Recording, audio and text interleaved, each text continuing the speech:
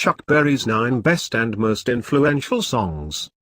Cleveland, Ohio. No matter what kind of music you listen to, there's a good chance that one of your favorite songs was inspired, directly or indirectly, by Chuck Berry. Popular music today would sound very different if not for the rock and roll legend, who died Saturday at age 90.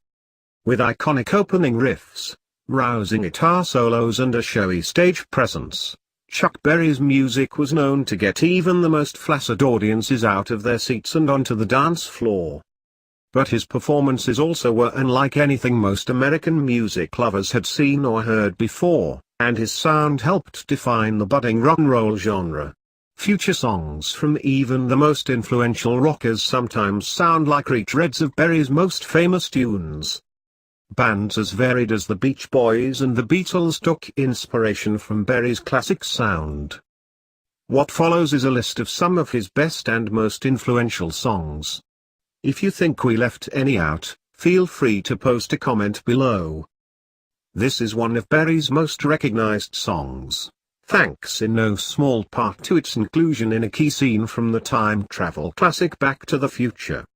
But there's another good reason this is one of the most played Chuck Berry tunes on classic rock stations: it's fun. The upbeat melody and opening guitar riffs resemble countless numbers of rock songs that would follow.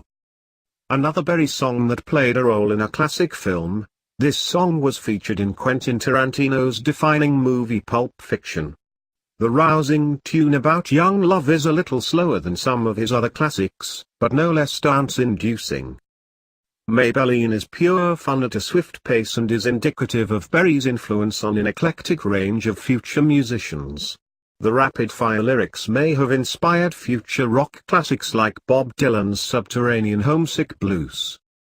With strong guitar rhythms and a piano melody, rock and roll music features the quintessential rock and roll sound of the 1950s, a sound that was often imitated but rarely duplicated.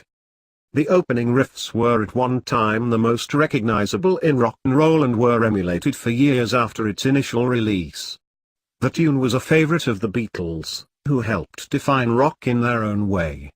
The tune's unapologetic ode to the populist sounds that make music purists roll their eyes is a timeless message.